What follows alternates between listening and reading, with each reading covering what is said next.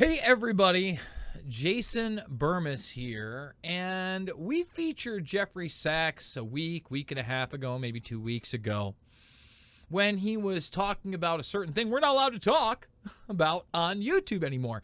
And just yesterday, folks, another one of my videos was taken down, but I wasn't kicked off for community guidelines. It was another broadcast. There's now been several broadcasts with Whitney Webb that was taken down. I believe it was the COVID-1984 Nightmare or COVID-1984 with Whitney Webb. You can find it on Rockfin. You can find it on Odyssey, which backed up my YouTube channel. Thank God, because they're really taking stuff down, and we just don't know if we're going to be here. Now, we've also covered Sachs in the past because he exposed Operation Timber Sycamore and the U.S. CIA involvement in Syria on the Scarborough program. A good old Morning Joe with him and Mika. And it's one of those clips that's extremely powerful to show people because Sachs himself, although very influential, is pretty much a globalist and a numbers cruncher. All right? And recently, because he said certain things about lab theories, he's now a puppet of China. He's a Chinese propagandist. But I found this clip. I was actually doing some research on Dennis Bushnell, who we talk about a lot here in NASA. And one of the websites out there that features Bushnell a lot is this Ethical Markets website.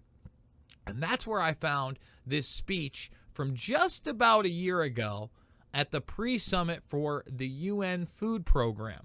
Now, the UN Food Program is also what? Pushed by the Davos World Economic Forum crowd.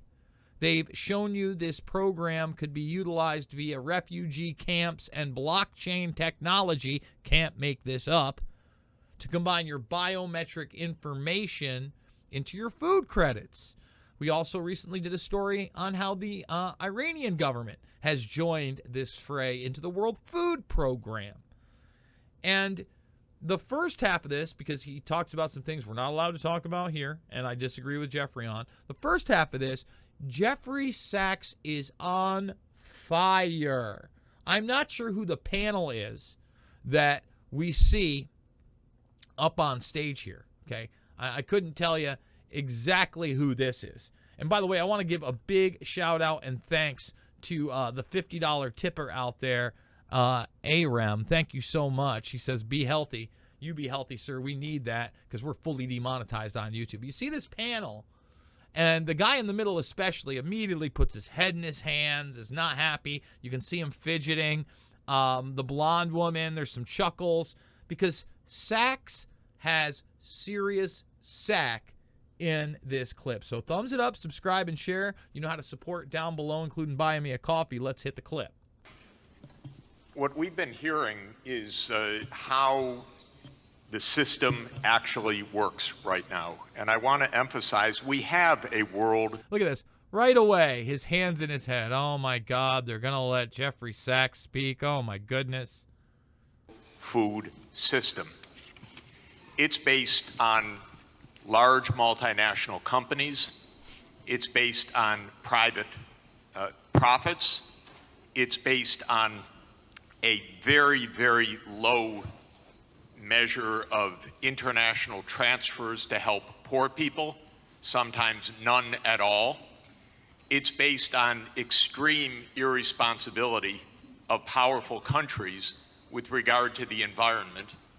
And it's based on a radical denial of rights of poor people.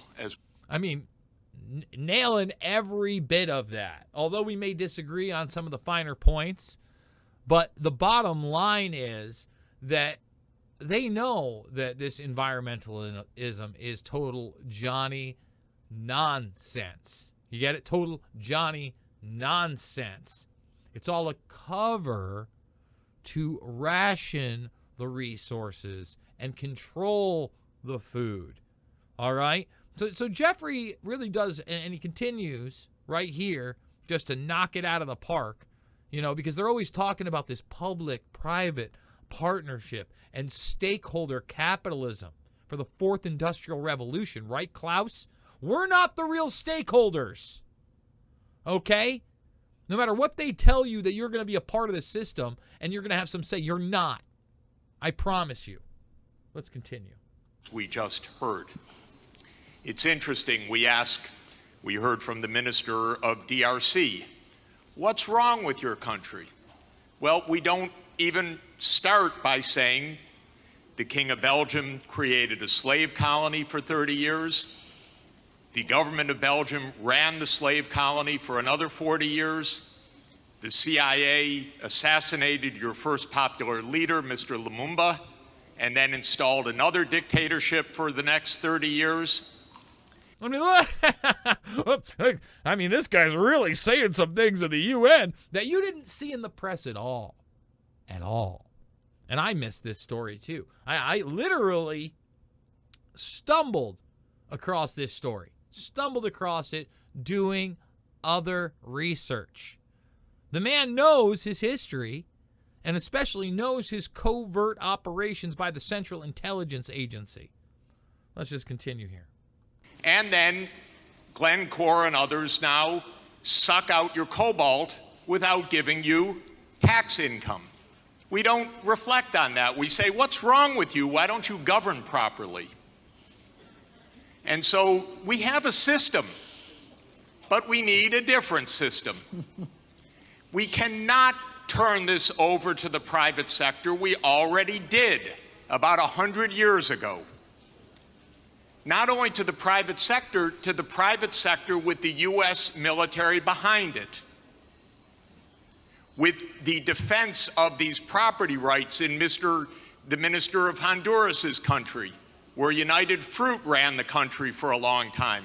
How about that with the U.S. military backing? You see how this goes?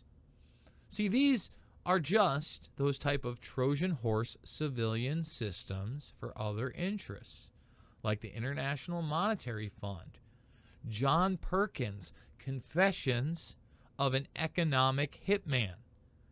You see, he's going there on behalf of International Monetary Fund interests via the Central Intelligence Agency to set up the private industries that are actually going to take over the resources of that country based on the puppet they either control or install.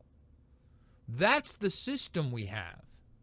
And their attorney was the foreign minister of the United States, Secretary Dulles, and his brother was the head of the CIA and overthrew the next door neighbor, Mr. Arbenz, to make sure that United Fruit could have its property.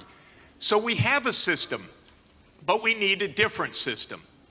And the different system has to be based on principles of human dignity in the Universal Declaration, principles of sovereignty, principles of economic rights, because these are not nice things to do. In 1948, all the government said that food is a right, social protection is a right, not a nice thing. I mean, nailing it here. They don't want you to have the right to food. They want to have a system of control that's social credit score and carbon based that will give you allotments of their printed nourishment while they eat the regular food, Jeffrey. Okay? These human rights you speak of, well, this is the age of bringing in transhumanism, Jeffrey. So the collective, not the individual, is important. How dare you say the word sovereignty, Jeffrey? Are you xenophobic? Huh? They're looking at globalism. They don't want sovereignty. And eventually he's going to talk about the African Union joining the G20 into the G21, which, you know, again, the G20 I'm not the biggest fan of.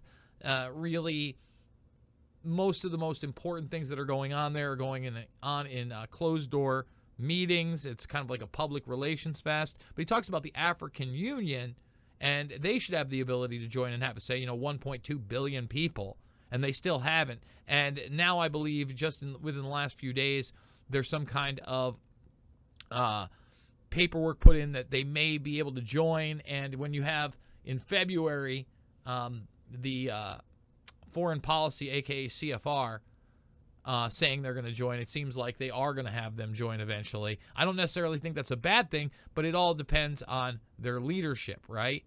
Who they've got in there. So let's continue with Jeffrey right here. Not a pleasant thing, a right. That was 73 years ago. The SDGs are nothing more than our generation's attempt to honor the Universal Declaration of Human Rights. I come from a country that not only doesn't care about the world's poor, it doesn't even care about its own poor. 1 in 7 Americans is hungry right now. And they don't care. I mean, the poor people care, but one political party, all it cares about is cutting taxes for the rich and filibustering any solution. So we're in a world that's really tough. The private sector is not going to solve this problem. I'm sorry to say to all of the private sector leaders, behave, pay your taxes, follow the rules. That's what you should do.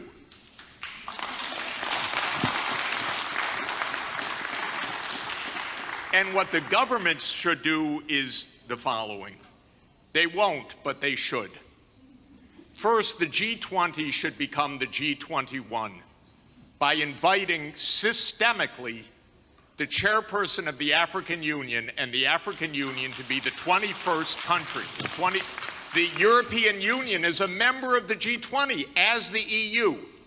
If you add the AU as the 21st for the G21, you add 1.4 billion people to representation at that crucial event. You know, as we've played before, however, all the way back in the 80s and 90s when they were talking about a quote-unquote new world order and the UN being at the head of that, a lot of the African leadership would say, you know, even when the rules in the past supposedly benefited us, all of a sudden they changed the rules. Why would this be any different? A unipolar world could be a very dangerous world. So I'm going to leave it with that. I appreciate Jeffrey Sachs for talking about all that deep state, real deal CIA stuff. We've talked about some of that stuff in the past. You can find it via Loose Change, Fabled Enemies, Invisible Empire, and Shade the Motion Picture. They are free. They are my documentary films. I'd love for you to share them with others. You can find them in the playlist section at YouTube. We're demonetized there. Need your help. Buy me a coffee, $5, $10, $15. That's how we do it. The links are down below. We're also over at the Rockfin. We got a new subscriber and a big donation yesterday. I want to give them a shout out as well. This is where we live uncensored. And then we are also on Podbean and Rumble as well. Odyssey backing up our stuff. In fact, the last one they took down was New York nurses tell the truth about what's really going on. Had some inside sources. The new one down, Whitney Webb. Let's see which one it is. That's the one that's been now taken down. 2-year-old video, COVID-1984, with Whitney Webb. And several of these have now been taken down. A lot of Johnny nonsense out there, folks. So once again, I love you. It's not about left or right to this guy. It's always about right and wrong. And we will see you on the flip side.